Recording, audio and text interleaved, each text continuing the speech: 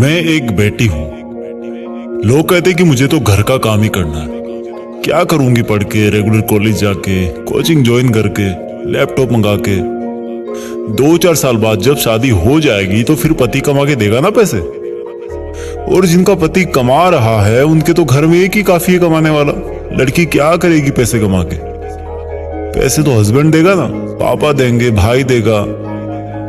बहुत अच्छा, पैसे सब देंगे, लेकिन एक चीज उसको कोई नहीं दे सकता, वो है उसकी सेल्फ रेस्पेक्ट, सेल्फ सेटिस्फेक्शन, उसका खुद के पैरों पे खड़ी होने का सपना, उसका अपनी जिंदगी अपनी मर्जी के हिसाब से जीने का सपना। यहां पर बेटा 4 कोचिंग में पढ़कर अच्छे मार्क्स नहीं ला सकता, वहीं पर बेटियां 4 दीवारी में रहकर टॉप कर जाती है। कितनी मुश्किलें आती है बेटियों को 4 दीवारों से चांद सितारों तक जाने में। जहां पर बेटा दिन भर बाइक पे 200 रुपए का पेट्रोल खर्च कर देता है, वहीं पर बेटियां 200 रुपए की किताब के लिए पैसे मांगने में हिचकिचाती है। ये जो हम बेटियों को 1000, 500 या 200 रुपए देते हैं ना, कभी पूछना उनके दिल से कि कहीं उनको ये भीख तो नहीं लगती। और अगर उनको किसी और से छोटी छोटी बातों के लिए पैसे लेना अच्छा नहीं लगता तो प्लीज पढ़ने दो बेटियों को, पढ़ने दो बेटियों को। जब हम लड़के पूरी उम्र भर 1500 या 200 रुपए में गुजारा नहीं कर सकते, वो भी खुद के घर में, तो सोचो बेटियां कैसे बिना अपने पैरों पे खड़ी हुई जिंदगी भर पराए घर में जाकर के हफ्ते तो हफ्ते में मिलने वाले 1500, 200 रुपए से गुजारा कर सकती है। दिल पसीजा ना।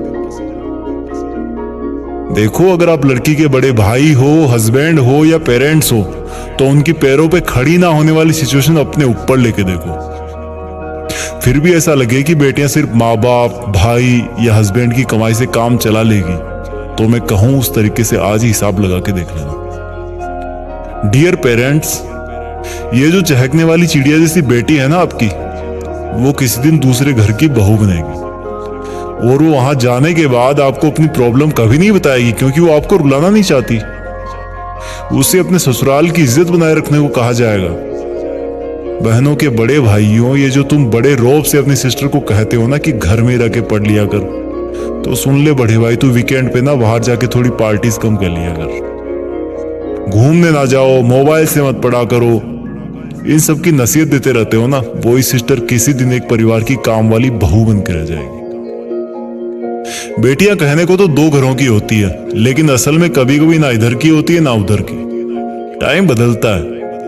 हर एक माँ कभी बेटी थी और बेटी ही किसी दिन माँ बनती है।